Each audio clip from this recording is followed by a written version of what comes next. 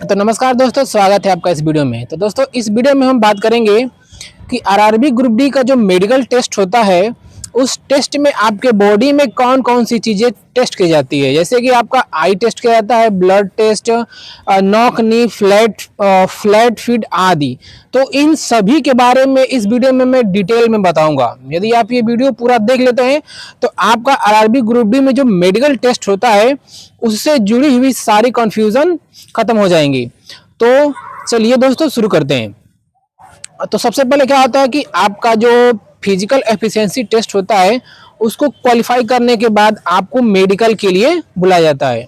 और जो आपका मेडिकल होता है वह रेलवे के किसी हॉस्पिटल में होता है, और वहाँ पर जो मेडिकल टेस्ट होगा और जो रिजल्ट आएगा वही मान्य होता है। बाहरी अगर यदि आप कहीं से कोई फिटनेस बनवा के लिए के जाते हैं तो वो आपका मान्य नहीं होगा। तो आपका जब आप पीईटी में क्वालिफाई हो जाएंगे तो आपको मेडिकल के लिए बुलाया जाएगा। तो रेलवे हॉस्पिटल में पहुंचने के बाद सबसे पहले वहां पर आपका ब्लड टेस्ट होता है, उसके बाद यूरिन टेस्ट होता है।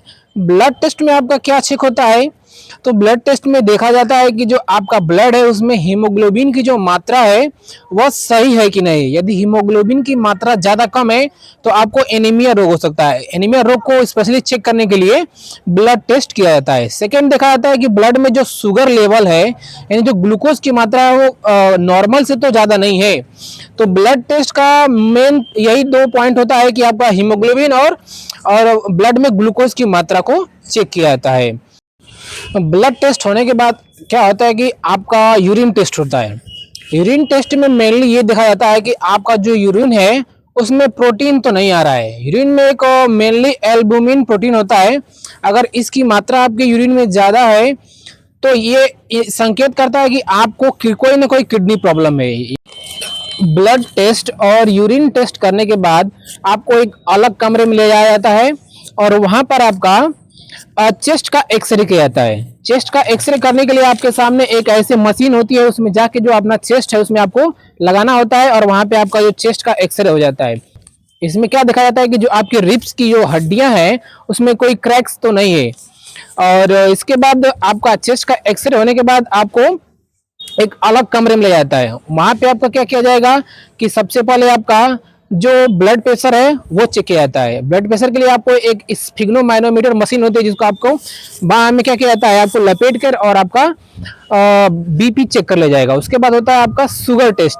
तो शुगर टेस्ट के लिए आपको एक ग्लूकामीटर होता है, उसमें क्या करेगा आपके उंगली पर थोड़ा सा यहाँ से ब्लड लेगा और वहां से आपका शुगर चेक कर लेगा। इसके बाद ब्लड और शुगर, बीपी और शुगर चेक करने के बाद आपको ईसीजी करेगा। ईसीजी यानी इलेक्ट्रोकार्डियोग्राफ। ईसीजी करने के लिए आपको क्या करेगा कि आपको एक टेबल पर लिटा देगा और टेबल पर लिटाने के बाद आपके ऊपर कुछ ऐसे ऐसे तार को चिपका देता है। ईसीजी करने के लिए एक मशीन होती है, उसको तार को ऐसे थोड़ा सा चिपका देता है। चिपकाने के बाद आपका वहां पर ईसीजी हो जाएगा। शुगर टेस्ट, बीपी टेस्ट और ईसीजी का टेस्ट होने के बाद आपको एक अलग कमरे में ले जाया जाएगा। वहां पे जाने के बाद सबसे पहले आपका वेट चेक किया जाएगा। हाइट इज टू वेट का रेशियो चेक किया जाता है। इसके बाद आपका फ्लैट फुट चेक किया जाता है। फ्लैट फुट क्या होता है कि आपके पैर को देखा जाता है कि जो आपका पैर है में फ्लैट फुट की कोई दिक्कत तो नहीं है। दूसरा होता है, इसके बाद आपका होता है बो लेग। बो लेग में क्या होता है कि आपके जो पैर की जो हड्डियां होती हैं, आपके दोनों पैर को सटाने पर आपके जो पैर के बीच में गैप ज़्यादा हो जाता है, इसको कहते हैं बो लेग। बो लेग चेक होता है। उसके बाद आपका नोकनी चेक होता है। नोकनी में भी आपका पैर को, दोनों पैर को एक पास रखते हैं और चेक करते हैं कि जो आपका जो घुटना है वो नॉर्मल से ज़्यादा नहीं न लचक रहा है, यानी उसमें ज़्यादा, नॉर्मल से ज़्यादा अगर वो एक दूसरे के पास होंगे तो उसमें आपको नोकनी का प्रॉब्लम हो सकता। तो यदि फ्लैट फुट, नोकनी और यदि थोड़ी भी दिक्कत हुई तो आपको वहाँ से निकाल दिया जाता है। अब का टेस्ट लेने के बाद आपका हियरिंग टेस्ट होता है। इसमें क्या होता है कि आपके कान में लाइट बार कर वो चेक करते हैं, इसलिए अपना जो आपका कान है वो कान साफ करा के जाइएगा। और क्या होता है कि आपका जो टेस्टिस होता है उसको भी चेक किया जाता है। उसकी अगर वो अगर ज़्यादा बढ़ गया होता है तो भी दिक्कत होता है। ये सब चेक करने के बाद अब आपको आपका आई टेस्ट चेक किया जाता है। आई टेस्ट में आपका vision test, colour vision, night blindness आदि चेक किया जाता है। चलिए अब बात कर लेते हैं विजन टेस्ट की। तो विजन टेस्ट में सबसे आपका विजन टेस्ट होता है। विजन टेस्ट में आपका क्या होता है कि इसमें आपका कई क्राइटेरिया हैं। A2 कैटेगरी है, A2 है, A3 है, B1 है, B2 है, C1 है, ऐसे अलग अलग क्राइटेरिया हैं। तो चलिए सबको जानते हैं कि जो A2 क्राइटेरिया है आपका, सबसे पहले बात कर लेते हैं कि नॉर्मल एक व्यक्ति का जो विजन होता है वो कितना होता है। तो आप जानते हैं कि विजन टेस्ट में आपका एक चार्ट होता है जिसमें आपका लेटर लिखे होते हैं। कुछ बड़े लेटर होते हैं, कुछ छोटे लेटर होते हैं और कुछ उससे छोटे लेटर होते हैं। तो क्या होता है कि इसको कुछ दूरी पर रख के आपसे पूछा जाता है कि कौन सा अक्षर है, ये कौन सा अक्षर है, ये कौन सा लेटर है। तो यदि आप एक नॉर्मल पर्सन है तो आप 6 मीटर की दूरी से इन सभी अक्षरों को आसानी से पढ़ लेंगे। लेकिन अगर आप 6 मीटर की दूरी से इन सभी अक्षरों को पढ़ ले रहे हैं तो जो आपकी आंख है एकदम नॉर्मल है, यानी कि जो आपका विजन है वो आपका A1 स्टैंडर्ड का है। नेक्स्ट स्टेप में आपका कलर विजन चेक किया जाता है। कलर विजन चेक करने के लिए आपको क्या किया जाता है कि आपको इशिहारा टेस्ट लिया जाता है। इशिहारा टेस्ट का मतलब कि आपको एक बुक दे दी जाती है और उस बुक में एक बड़ा सा सर्किल होता है और उस सर्किल में छोटे छोटे सर्किल होते हैं, अलग अलग कलर के सर्किल होते हैं और उन्हीं सर्किल के बीच में कोई नंबर लिखा होता है। आपको उस नंबर को पहचानना होता है। यदि आप नंबर को पहचान गए तो आप इस टेस्ट को पास कर लेंगे। इस टेस्ट को इशिहारा टेस्ट के नाम से जाना जाता है। जो बुक होती है उसको इशिहारा बुक कहते हैं।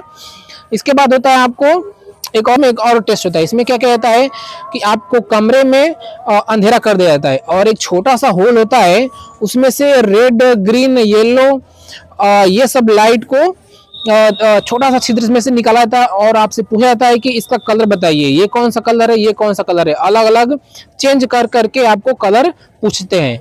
यानी ये दो टेस्ट आपका कलर विजन को चेक करने के लिए किया जाता है। इसके बाद आपका क्या होगा कि कलर विजन टेस्ट होने के बाद आपका बाइनोक्यूलर टेस्ट होता है। बाइनोक्यूलर टेस्ट का मतलब कि आपकी एक आंख बंद करके और दूसरे से चेक किया जाता है कि आपको दिख रहा है कि नहीं, यानी आपकी दोनों आंख प्रॉपर काम करनी चाहिए। ये आपका बाइनोक्यूलर टेस्ट हो गया। अगला टेस्ट होता है आपका नाइट ब्लाइंडनेस यानी रतौंधी। तो रतौंधी रोग में क्या होता है कि रात में आपको एकदम दिखाई नहीं देता है। जिस व्यक्ति को रतौंधी हुआ है उसको रात में एकदम दिखाई नहीं देता है। तो इसके लिए आपको एक कमरे में अंधेरा कर दिया जाता है और किसी भी वस्तु को देखने के लिए कहा जाता है। तो ऐसे आपका रतौंधी चेक किया जाता है। रतौंधी इसलिए टेस्ट किया जाता है कि यदि आपकी जो ड्यूटी है नाइट में लग रही है तो वहां पर आपके आंख में यदि रतौंधी नाइट ब्लाइंडनेस है तो आपको दिक्कत कर सकती है। मेनली जो ये आपका जो टेस्ट होता है वो आपकी आई टेस्ट के लिए होता है और आपका जो फ्लैट फुट, नॉक नी, बो लेग के लिए होता है। बाकी सभी में यदि आपका थोड़ा बहुत आगे पीछे है तो ये आपका मेडिकल टेस्ट आप आराम से क्लियर कर लेंगे। क्योंकि मेरा एक फ्रेंड है, उसका नॉक नी में वो छट गया था। बाकी सभी एग्जाम फिजिकल और नंबर भी बहुत ज़्यादा, लेकिन वो नॉक नी में ही छट गया था। तो दोस्तों ये थी वीडियो आरआरबी ग्रुप डी में मेडिकल टेस्ट कैसे होता है। तो यदि ये वीडियो आपको अच्छा लगा तो वीडियो को लाइक कीजिए, चैनल को सब्सक्राइब कीजिए और कोई भी डाउट आपको रह गया हो तो आप कमेंट बॉक्स में कमेंट करके जरूर पूछिए, मैं आपको रिप्लाई जरूर करूंगा। धन्यवाद।